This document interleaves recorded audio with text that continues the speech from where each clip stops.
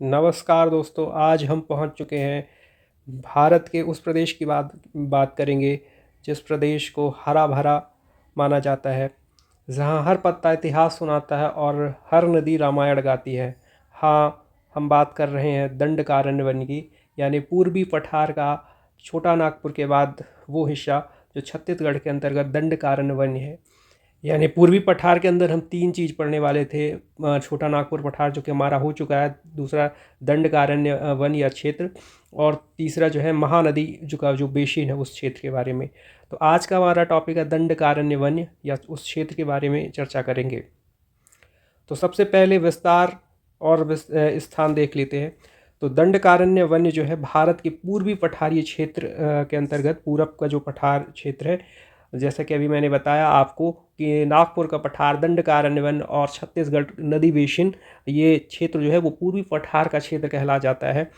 तो ये पूर्वी पठार क्षेत्र का हिस्सा है ये ईस्टर्न प्लेटू रीजन्स। यह क्षेत्र मध्य भारत से लेकर पूर्वी भारत तक फैला है। तो मध्य भारत से लेके, अगर बात करें मध्य भारत से लेके, ये देखिए ये हमारा दंडकारण्य वन। तो यहाँ पे मध्य भारत से यानी लेके मध्य प्रदेश के बाद का एरिया से छत्तीसगढ़ महानदी बेसिन और छोटा नागपुर का पठार जो कि झारखंड, उड़ीसा और छत्तीसगढ़ का जो एरिया है वो। तो इस तरह से आप कह सकते हैं कि दंडकारण्य जो क्षेत्र है वह पूर्वी पठारी क्षेत्र का हिस्सा है और मध्य भारत से लेकर पूर्व भारत तक फैला हुआ है। यानी अगर इसको देखें स्थितिवाय, तो मध्य प्रदेश, छत्तीसगढ़ और उड़ीसा, आंध्र प्रदेश, महाराष्ट्र के कुछ हिस्सा को ये घेरता है और उस हिस्से पे ये है। तो आप ये नहीं कह सकते कि सिर्फ छत्तीसगढ़ पे है। कई राज्यों से इसके छोटे छोटे हिस्से आते हैं और ये पूरा क्षेत्र बनता है दंडकारण्य वन्य क्षेत्र। विस्तार की बात करें तो लगभग 92,200 वर्ग किलोमीटर माना जाता है। 92,200 वर्ग किलोमीटर पे ये फैला है दंडकारण्य वन। तो आप ये देख सकते हैं दंडकारण्य वन है, ये बगल में मध्य प्रदेश है, नीचे महाराष्ट्र है, उड़ीसा का क्षेत्र, और ये सब दंडकारण्य वन्य क्षेत्र कहला जाएगा। आगे देखते हैं भूगोल की दृष्टि से। तो यह क्षेत्र जो है पूर्वी पठार का, अगर पूर्वी पठार की सिर्फ बात करें तो दक्षिणी और पश्चिमी भाग को कहा जाता है, क्योंकि छोटा नागपुर का पठार यहाँ है झारखंड के ऊपर, और छत्तीसगढ़ ऐसे आ जाएगा, छत्तीसगढ़ उड़ीसा। तो इस तरह से ये पूर्वी पठार का, यानी पूर्वी पठार का दक्षिणी और पश्चिम, दक्षिण पश्चिम जो भाग है या क्षेत्र है वह कहलाएगा दंडकारण्य वन का क्षेत्र। यहाँ की भूमि जो है बेसाल्ट और ग्रेनाइट चट्टानों से बनी हुई। तो अगर चट्टानों की बात करें तो बेसाल्ट और ग्रेनाइट चट्टानें यहाँ पे पाई जाती हैं। यहाँ की औसतन ऊंचाई, एवरेज की बात करें तो 500 से 1000 मीटर यहाँ की ऊंचाई है। 500 से 1000 मीटर यहाँ पे आपको ऊंचाई देखने को मिल जाएगी। यहाँ का वन उष्णकटिबंधीय शुष्क पतझड़ी वन पाया जाता है, ट्रॉपिकल ड्राई। तो उष्णकटिबंधीय शुष्क पतझड़ी जो वन है वो पाया जाता है यहाँ पे। यहाँ के मुख्य, अगर इस वन पे वृक्ष की बात करें तो साल, सागौन, तेंदू, महुआ, बीजा, बेल और बांस ये पाए जाते हैं मुख्य रूप से। तो साल और सागौन, तेंदू ये इम्पोर्टेंट हो जाते हैं। महुआ, बीजा, बेल और बांस। जिस प्रकार से भूगोल की दृष्टि से अगर देखें पूर्वी पठार के इस दंडकारण्य क्षेत्र को, तो यह क्षेत्र पूर्वी पठार का दक्षिणी पश्चिमी भाग कह सकते हैं। भूमि की बात करें तो बेसाल्ट और ग्रेनाइट चट्टानों से बना है। ऊंचाई 500 से 1000 मीटर है और वन जो है उष्णकटिबंधीय शुष्क पतझड़ी वन यहाँ पे पाए जाते हैं। मुख्य वृक्ष की बात करें तो साल, सागौन, तेंदू, महुआ, बीजा, बेल और बांस यहाँ पे पाए जाते हैं। ये रहा हमारा दंडकारण्य वन, लगभग 92,200 वर्ग किलोमीटर में जो फैला हुआ है। अब नदी और स्थल की बात करते तो यहाँ से निकलती हैं नदियाँ, जैसे कि इंद्रावती, सबरी, गोदावरी, महानदी और इनकी सहायक नदियाँ। तो यहाँ की पहाड़ियाँ हैं अबूझमाड़, बैलाडीला जो कि खनिज के लिए भी बहुत इंपॉर्टेंट हो जाता है छत्तीसगढ़ का, कोरापुट और मैकल रेंज। ये सब चीज़ें जो है यहाँ दंडकारण्य क्षेत्र के अंतर्गत आप ले सकते हैं या समझ सकते हैं। अबूझमाड़, बैलाडीला, कोरापुट और मैकल रेंज। ऐतिहासिक और धार्मिक दृष्टि से देखते हैं इस क्षेत्र की कुछ बातें। तो दंडकारण्य नाम कैसे पड़ा, ये एक क्वेश्चन उठता है। क्योंकि यहाँ दंडक नाम का एक राक्षस राज्य किया करता था इस राज्य पे रामायण समय पे। तो भगवान राम और लक्ष्मण और सीता वनवास में थे। 14 वर्ष का जो वनवास इनको हुआ था, तो उन्होंने अपने 14 साल के वनवास में लगभग 10 वर्ष इसी क्षेत्र में बिताया।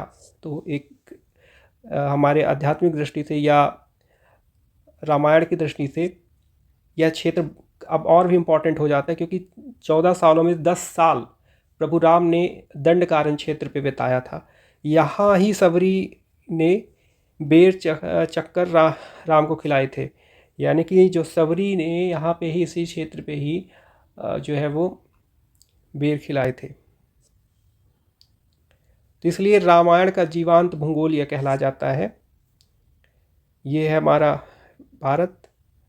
भारत में ये देख रहे हैं आप, छत्तीसगढ़ का जो एरिया है, ये थोड़ी सा उड़ीसा, महाराष्ट्र, MP का ये हिस्सा, ये दंडकारण्य वन वाला क्षेत्र पूरा कहला जाता है।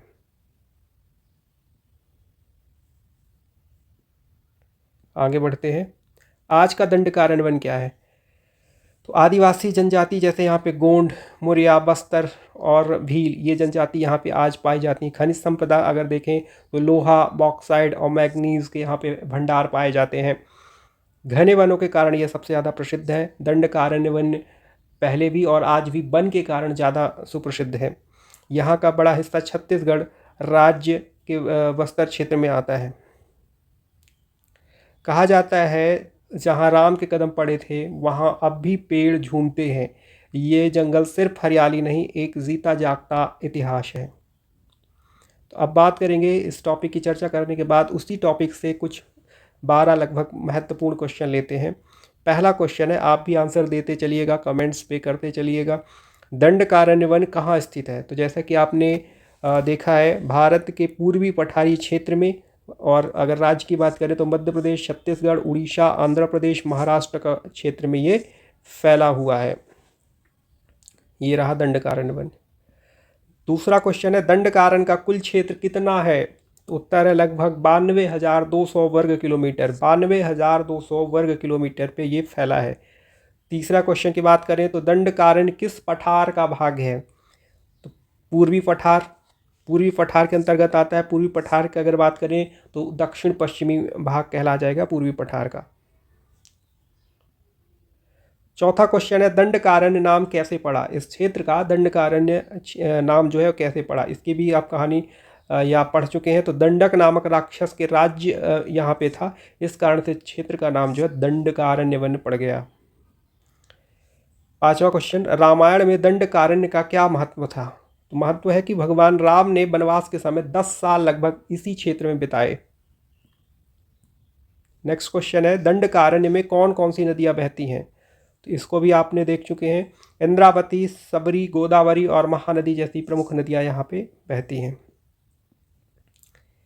अगला क्वेश्चन है, यहाँ किस प्रकार के वन पाए जाते हैं? तो उष्णकटिबंधीय शुष्क पतझड़ी वन, उष्णकटिबंधीय शुष्क पतझड़ी वन पाए जाते हैं यहाँ पे। आठवां क्वेश्चन है, यहाँ पाए जाने वाले प्रमुख वृक्ष कौन से हैं? तो साल है, सागौन है, महुआ है, तेंदू है, बीजा और बांस, ये वृक्ष पाए जाते हैं। दंडकारण्य का मुख्य खनिज कौन सा है? तो लोहा, बॉक्साइट और मैग्नीज, ये जो खनिज है ये यहाँ पे पाए जाते हैं। 10वां क्वेश्चन है, आज के समय में दंडकारण्य किस राज्य में अधिक है? तो यानी कि इसका मतलब है कि जो दंडकारण्य वन है वो मुख्यतः किस राज्य में सबसे ज़्यादा विस्तृत है या फैला है? तो छत्तीसगढ़ के बस्तर में, छत्तीसगढ़ राज्य में है, और छत्तीसगढ़ के अंदर बस्तर जो जिला है वहाँ पे दंडकारण्य वन का विस्तार पूरी तरीके से ज़्यादा है। 11वां है, यहाँ की प्रमुख जनजाति कौन सी है? तो गोंड, मुरिया, मरूम, भील और बस्तरी या बस्तर। अगला क्वेश्चन है, दंडकारण्य किस प्रकार के स्थल रूप में आता है? तो यह पहाड़ी पठारी स्वरूप में है और पूर्वी पठार का एक हिस्सा माना जाता है। तो इस तरह से हमारे ये रहे 12 क्वेश्चन जो कि इम्पॉर्टेंट है और इस टॉपिक का पूरी तरीके से रिवीजन करने में सहयोग करते हैं। तो आप हमारे इस चैनल से जुड़े रहिए, इसी तरह से हम हर टॉपिक के बारे में बात करेंगे, देन उसके बाद हम इम्पॉर्टेंट क्वेश्चन लगाते चलेंगे। इस तरह से हमारे क्वेश्चन और रिवीजन प्लस फैक्ट और एक्सप्लेन सारी चीज़ें होती चलेंगी। आप जुड़े रहिए और हमें भी मोटिवेट करें चैनल को सब्सक्राइब करके। धन्यवाद।